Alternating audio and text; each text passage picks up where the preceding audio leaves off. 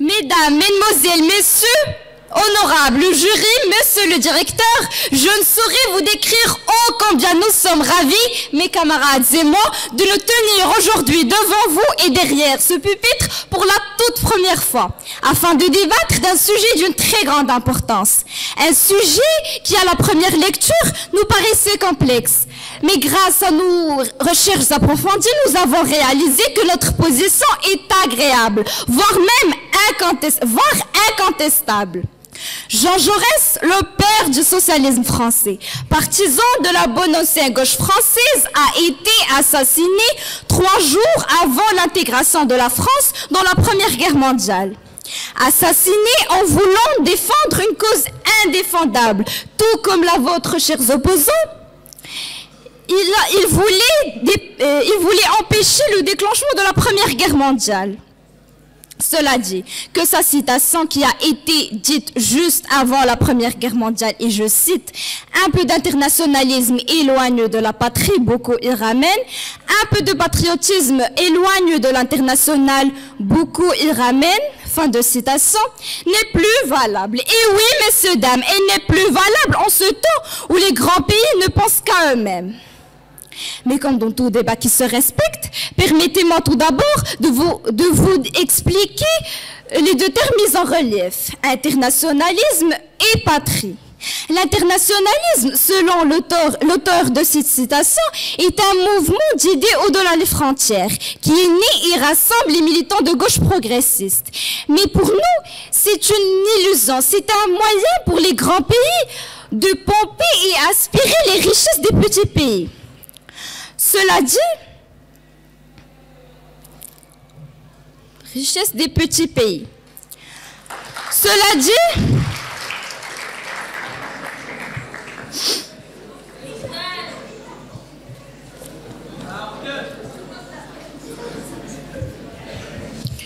et c'est là où demeurent les rêves morts et les faux espoirs de ces pauvres citoyens. Par ailleurs, la patrie est une notion restrictive. Donc on peut dire que la patrie peut être vulnérable à un très grand mouvement international qui peut être invasif culturellement. Cela dit qu'un mouvement international peut être exacerbé, est incompatible avec la notion restrictive de la nation. Messieurs, dames, internationalisme et patriotisme ne peuvent pas être conciliables en ce 21e siècle. Et voilà ce que préconise Jean Jaurès. Pouvoir voyager en France ou ailleurs sans visa, sans avoir à remplir le formulaire, sans avoir à prendre la queue, toutes ces procédures. Mais cela semble magnifique, c'est merveilleux. Et puis revenir à sa patrie, ça j'en doute, mais je peux vous l'accorder si c'est pour 1 semaine, pour 2, pour les vacances d'été. Et non pas par amour à sa patrie, mais pour snober son compatriote avec sa nouvelle voiture, bronzer sous le soleil et montrer sa fortune. Merci.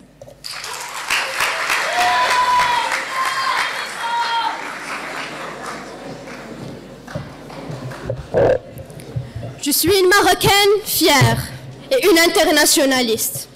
Je crois quiconque attaché aux droits de l'homme est un internationaliste. Cela signifie voir le monde avec équité, humilité et reconnaître notre propre humanité dans les luttes des autres. Cela provient de l'amour de notre pays, pas au détriment des autres, du patriotisme, pas au nationalisme étroit. Cela inclut l'opinion selon laquelle le succès n'est pas meilleur ni plus grand que les autres, mais trouve sa place dans un monde où les autres réussissent aussi, et qu'une nation forte, comme une personnalité forte, aide les autres à s'élever et devenir plus indépendants. Monsieur le directeur, honorable jury, chère audience, opposants, bonjour. C'est avec un honneur, fierté et détermination que je me tiens devant vous aujourd'hui pour débattre un sujet qui, depuis des années, fut la cause de la décadence ou l'essor de plusieurs nations. Il s'agit bien du thème de notre débat d'aujourd'hui. Un peu d'internationalisme est loin de la patrie. Beaucoup d'internationalisme y ramène. Citation de Jean Jaurès, 1854-1914. Tout d'abord, Jean Jaurès est un dirigeant socialiste français, cofondateur du journal L'Humanité et membre de la Chambre des députés française, qui réunit plusieurs factions ou un seul parti socialiste. La section française de l'Internationale, ouvrière au cours de la fièvre de la guerre de juillet 1914, qui a défendu l'internationalisme. Il condamne et il méprise ceux qui veulent dénaturer sa conception internationaliste pour sauver le régime capitaliste. Aux abois, il n'abolit nullement la patrie, mais il entend qu'elle soit mise au service de l'universelle justice humaine et qu'elle concourt avec tous les travailleurs de tous les peuples à l'affranchissement du prolétariat. Il est bien le géant dont parle Hugo dans ses vers publiés il y a quelques années. Il en sortait du sang avec de la lumière. Il a été à la fois patriote et internationaliste. Et comme elle, il est à la fois patriote et internationaliste. La patrie française n'est pas pour lui une pure affirmation philosophique de la liberté et de la fraternité. Elle est un centre de liberté républicaine, inviolable, intangible, où s'élabora désormais l'idée socialiste. Ce n'est plus un mystique appel, l'universelle fraternité, qu'elle jouera un grand rôle dans le monde. C'est un concours à l'organisation internationale du prolétariat, qui emportera partout et la monarchie, et le militarisme et le capitalisme. Est-il quelqu'un parmi ceux qui nous outragent, qui donnent à l'idée de la patrie un sens aussi beau et aussi noble? Qu'il cesse donc de couvrir de bon nom, du patriotisme, des intérêts de classe. Merci.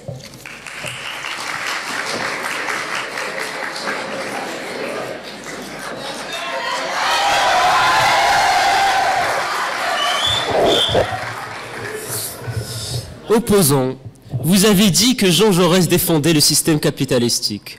Vous savez ce que veut dire déjà la définition de l'internationalisme selon Jean Jaurès? L'internationalisme, c'est un mouvement socialiste qui est venu avec des partisans de gauche. Et non pas, ils étaient contre le capitalisme. Et cela se montre avec l'URSS, eux qui étaient communistes. Vous dites que ce système marchera aujourd'hui. Eh bien non, et non, et non. Il ne marchera pas. Vous dites aussi... Vous avez surtout dit, vous avez insisté sur le fait que Jean Jaurès a défendu le capitalisme. Alors je vous dis que c'est non, mes opposants. Merci. Mesdames et messieurs, bonjour à tous. Avez-vous idée de ce qu'est la nature humaine, la nature des choses, celle qu'on ne peut défier, qu'on ne peut s'opposer. Alors que vous, opposants, vous êtes en train d'aller contre cette nature. Vous savez ce qu'elle vous fera? Elle vous poursuivra, elle vous chassera, comme elle a fait de M. Jaurès, assassiné de sang-froid malgré son innocence. Car vous voulez réaliser l'irrationnel. Et c'est dans l'irrationalité, c'est dans l'excès de l'irrationalité que l'absurde plante ses pires racines. Beaucoup d'internationalisme ne ramènera pas à la patrie. Il fera fuir davantage les citoyens. Vous savez, je rêve un jour que chaque citoyen puisse participer activement à la vie démocratique, qu'il puisse se forger une opinion propre à lui-même. Mais cela dit, infortunément, dès notre âge, on nous a inculqué des idées toutes faites. On nous a inculqué des idées à un point non-retour. On est malheureusement dans un pays où les convictions religieuses sont héréditaires, où les croyances nous sont imposées, et les valeurs sont les nôtres et non celles d'autrui. Nos valeurs relèvent des autorités supérieures, et elles sont transcendantes. Contrairement aux sociétés libérales modernes, qui ont des valeurs d'origine démocratique, qui relèvent du débat public, et vous pensez que s'ouvrir à un pays où leur pilier est le libre arbitre va vous laisser à aimer votre patrie davantage? Eh bien non. Contrairement à ce que vous pensez, opposants, l'internationalisme est un subterfuge au service des grandes nations pour étendre leur hégémonie sur les petites nations qui s'évertuent à faire dissoudre par tous les moyens. Mais Telle est la nature, de l'âge des Gaulois, et bien avant, que je ne m'efforcerai pas de faire changer, en évitant ma condamnation à mort, celle qui vous attend, chers opposants. Cela dit, je rêve d'une nation de valeurs et de principes, où chaque citoyen peut développer son autonomie et sa liberté dans la solidarité qui permet une vie collective. Respecter, informer, expliquer, faire participer, résister à l'oppression et aux abus, tels sont les mots-clés de la nation morale aujourd'hui. Et comme a dit Victor Hugo, la démocratie, c'est la grande patrie. Merci.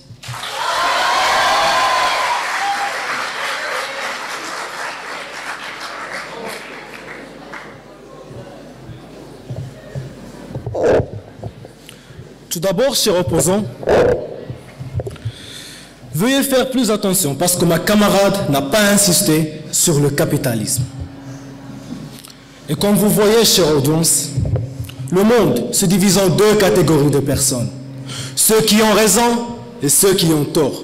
Et vous aujourd'hui, chers opposants, vous avez tort. En prétendant que l'internationalisme éloigne de la patrie, alors que grâce à l'internationalisme, que vous et moi, nous tous bénéficions de plusieurs droits qui étaient marginalisés auparavant. Et que ce sont ces droits qui renforcent le sentiment d'appartenance à une nation.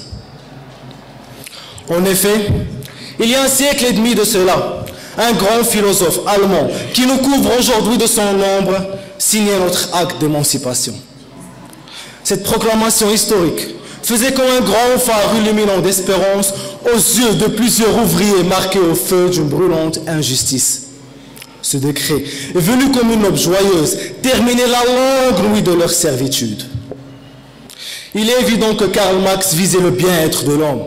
Ainsi, il a réclamé plusieurs droits, du droit de l'enfant, passant par les droits de la femme jusqu'aux droits des ouvriers. Et il a veillé à ce que ces idées atteignaient toutes les nations du monde quand il a dit « Prolétaires de tous les pays, unissez-vous ». Alors, chers opposants, c'est grâce à ce grand homme internationaliste que nous pouvons bénéficier d'une bonne éducation. C'est grâce à cet internationaliste que nos parents, nos familles ont pu s'offrir un travail, bénéficier de leurs droits et surtout garantir une vie digne.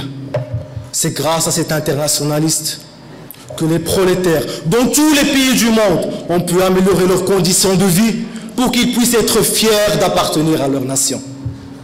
N'est-ce pas du patriotisme renforcé par l'internationalisme? Oui, oui, chers camarades, plus l'internationalisme est répandu dans le monde, plus ses bienfaits sur la nation sont multiples, et plus les citoyens se rapprochent de leur nation. Merci.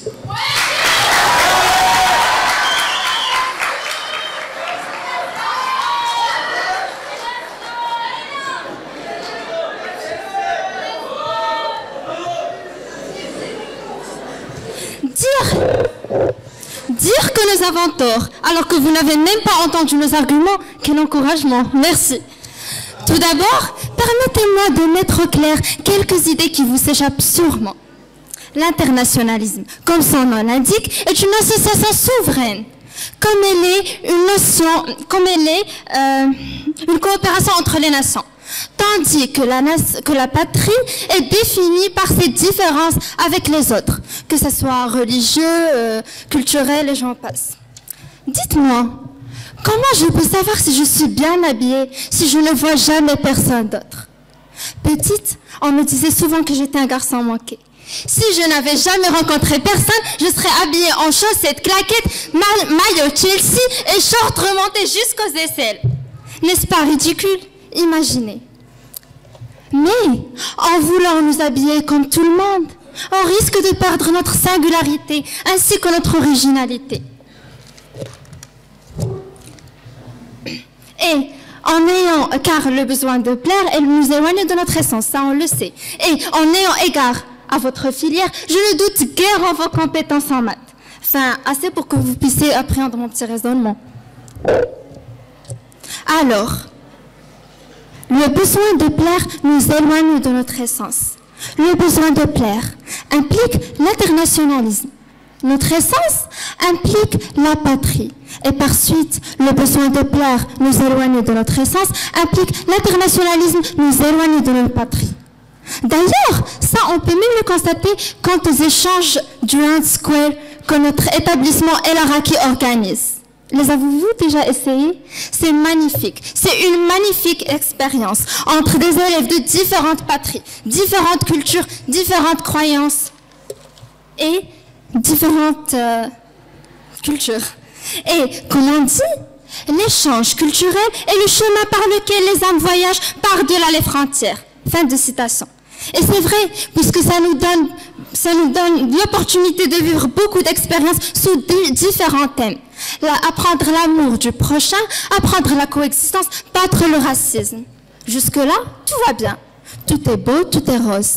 Jusqu'au moment du retour. Et c'est ce qu'on appelle justement la déprime du retour. Car, après avoir vécu toutes ces diversités culturelles, on revient en pleurant. On revient avec une différence flagrante. Une différence flagrante et un malheur qui peut si facilement se transformer en haine envers sa patrie. Merci.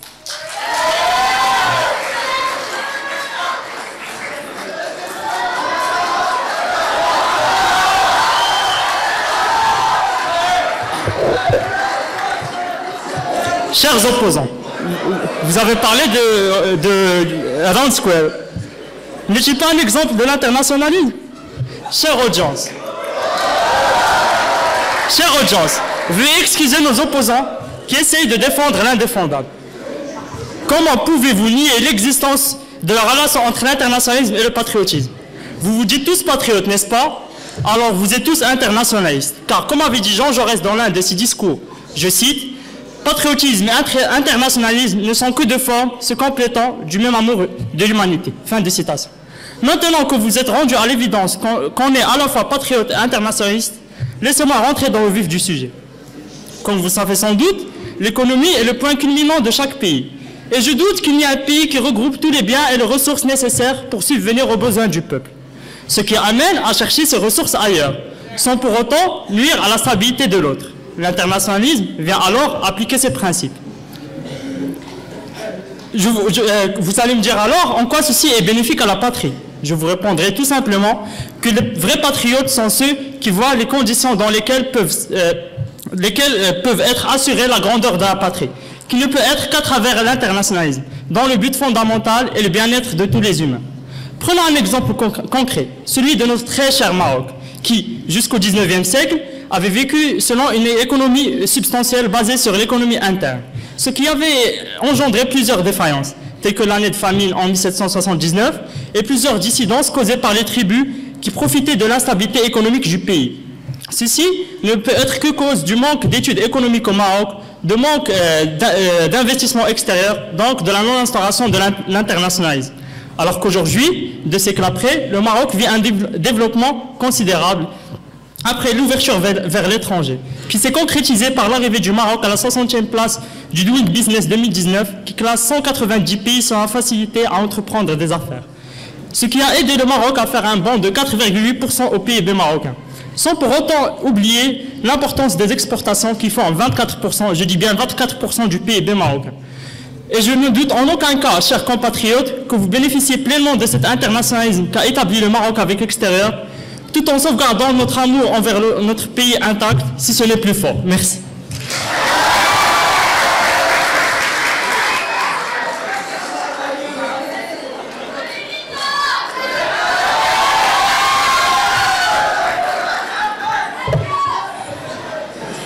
Chers opposants, vous n'avez toujours pas compris qu'il y a des différences entre l'internationalisme socialiste et l'internationalisme de notre école.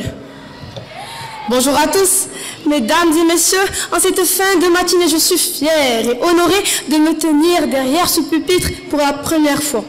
Et j'espère que ce ne serait pas la dernière. Merci de nous avoir donné l'opportunité de débattre sur un tel sujet. Vous savez, dernièrement, j'ai lu une citation qui m'a particulièrement touchée. Celle de Tawfiq Diwan, un célèbre journaliste français. Je cite, « Quand on s'éloigne du sol, on devient vulnérable au moindre changement dans la direction du vent. » Fin de citation. Eh bien, cela se montre par la mondialisation. ces réseaux sociaux qui nous influencent au quotidien, Facebook et sans fil d'actualité qui, au fur et à mesure, nous inculquent des points de vue divers. Et puis Snapchat qui nous force à aller en boîte de nuit pour épater la galerie.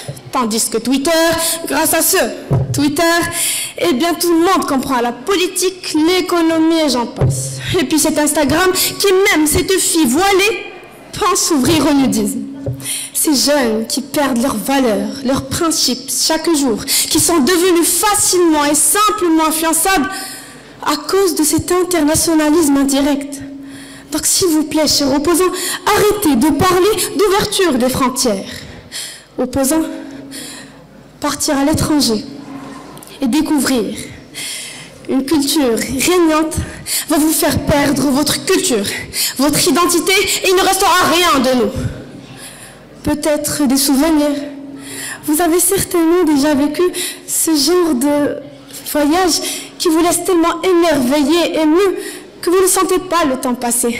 Et parfois même une semaine après le retour, on est au lit juste avant de dormir, en train de défiler notre galerie, juste pour voir nos plus beaux souvenirs en famille. Chers opposants, honorables jurys, nous ne sommes guère contre l'internationalisme dans sa simple définition, celle de l'ouverture sur l'autre. Bien au contraire, l'ouverture sur l'autre, sur la culture et l'art, c'est ce qu'il y a de mieux pour combattre l'ignorance et le racisme. Mais nous sommes et nous refusons complètement un internationalisme politique, puisque ne profite pas à tous, mais seulement aux nations dominatrices. Et on se perd tellement dans la diversité culturelle qui règne à l'internationalisme que revenir à la patrie demeure notre plan Z. Merci.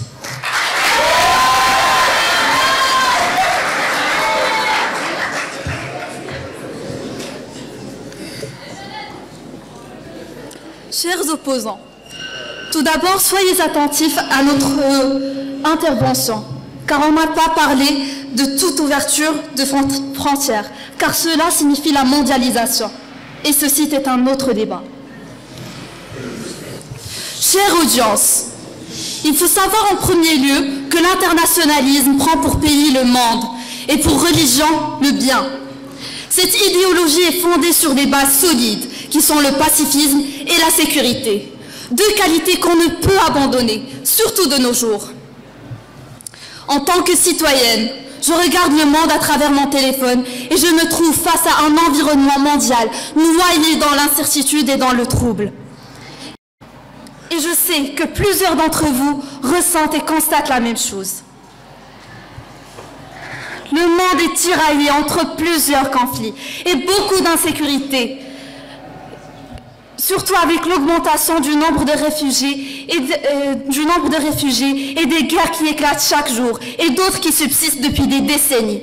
Cela me désole, surtout que dans notre génération, on assiste à une vague montante de nationalisme extrémiste déguisé en patriotisme et à l'étalement et à la réapparition de politiques qui encouragent la haine et la peur des autres. On assiste à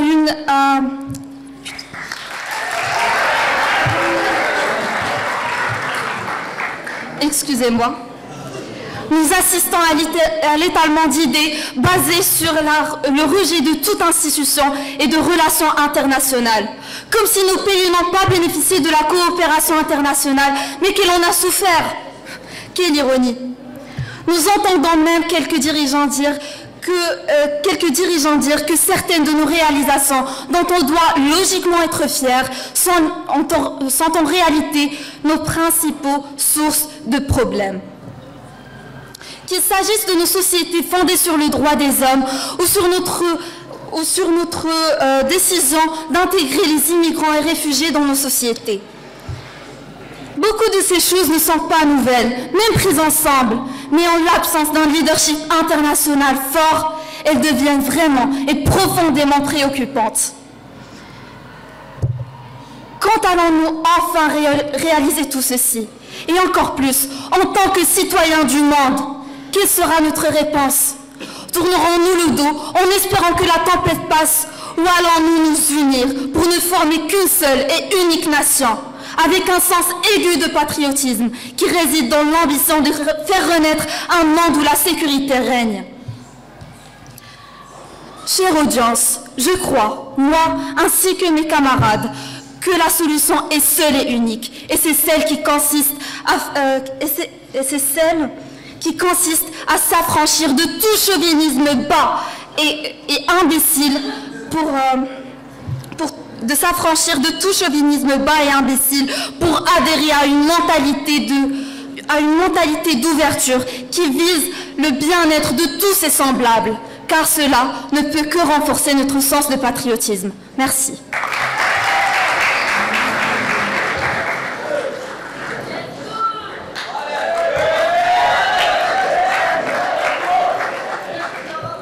Je me trompe ou vous êtes en train de défendre le nationalisme?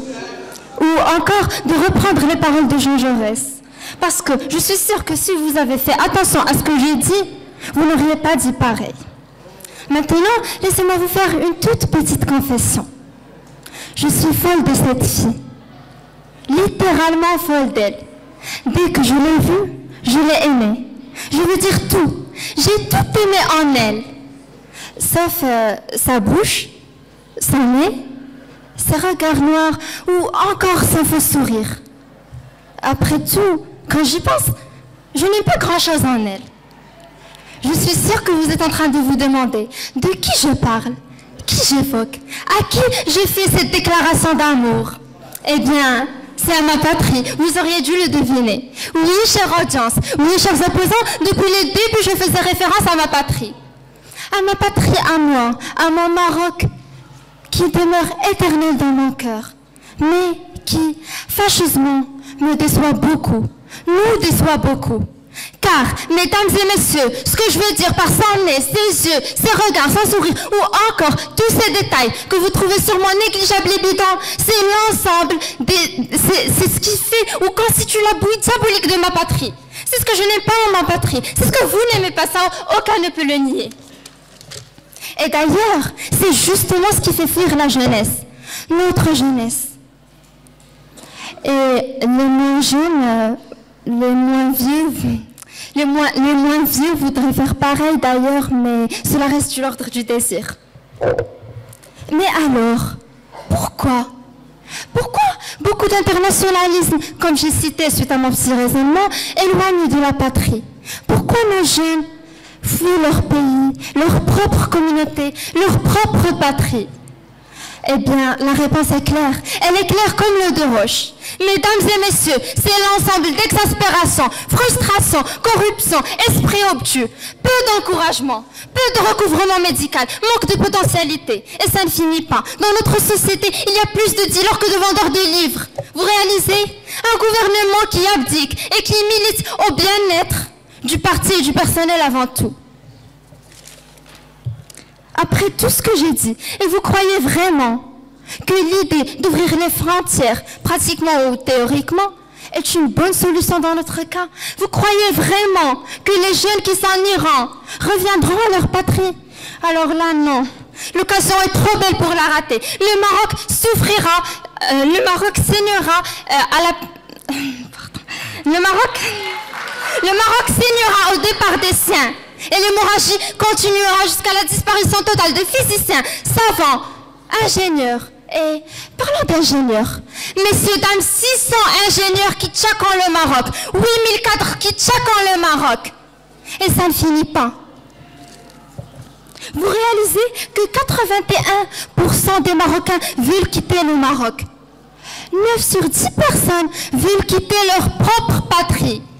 Et vous dites que l'internationalisme emmène à la patrie. Moi je dis l'internationalisme anéantit et détruit la notion du patriotisme. Merci.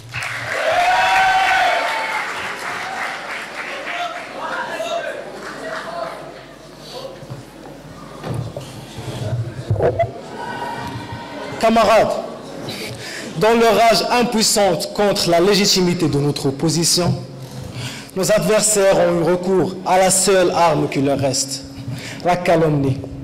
Ils sont en train de dénaturer l'internationalisme.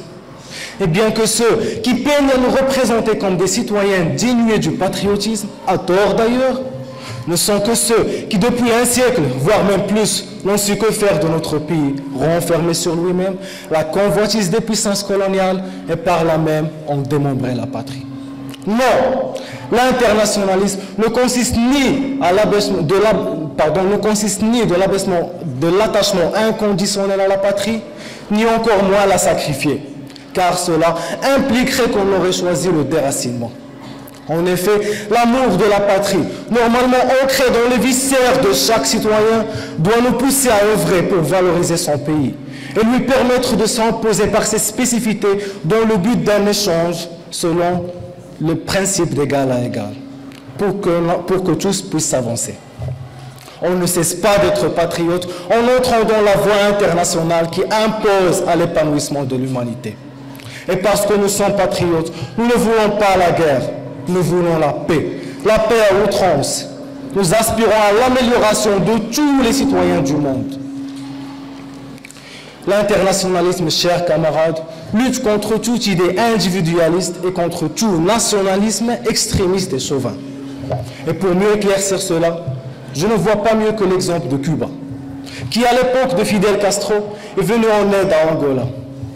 Malheureusement, des nationalistes comme vous ont l'habitude de penser que lorsqu'un pays fait quelque chose de pareil, c'est parce qu'il convoite du pétrole, du diamant ou d'autres ressources naturelles. Non, il n'avait aucun intérêt matériel. Et ça, c'est la logique que vous n'arrivez pas à comprendre parce que vous vous basez exclusivement sur des critères nationalistes, extrémistes, chauvinistes, chez des pays capitalistes. Alors que Fidel Castro ne faisait qu'accomplir son devoir en tant qu'internationaliste. Merci.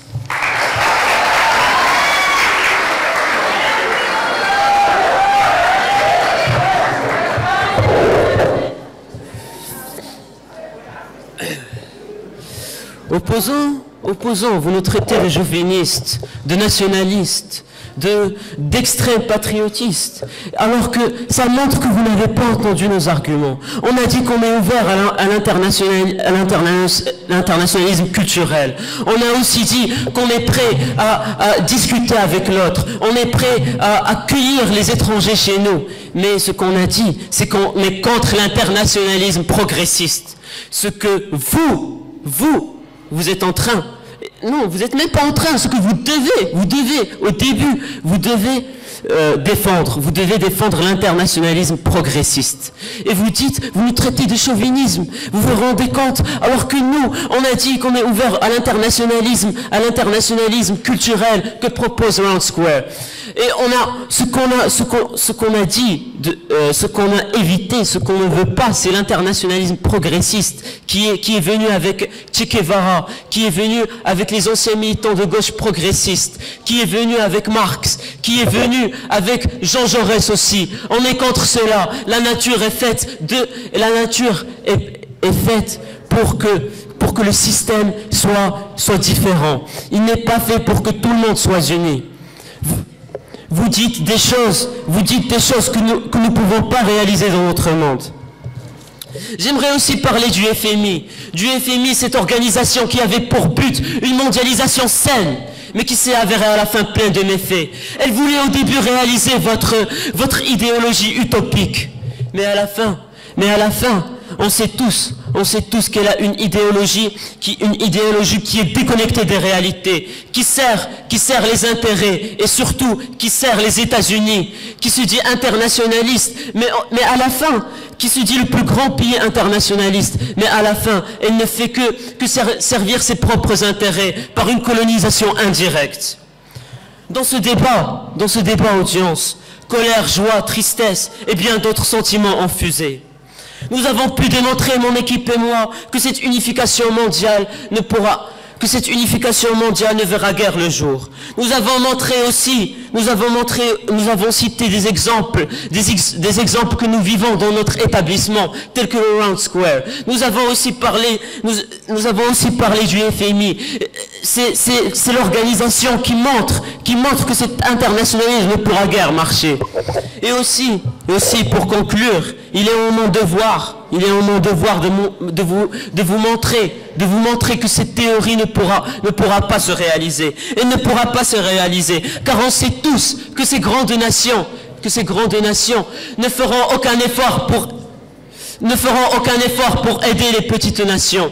Il serait niais de croire que l'internationalisme sert toutes les nations et qu'on reviendrait à notre patrie parce que nous sommes comme tout le monde. Non, non et non.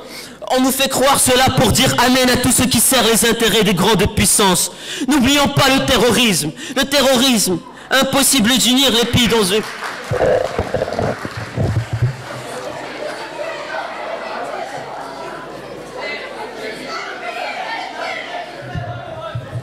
Mesdames et messieurs, il est grand temps de prendre des décisions dans la façon dont nous vivons, et non pas de la façon dont on les appliquerait dans un monde idéal. Merci.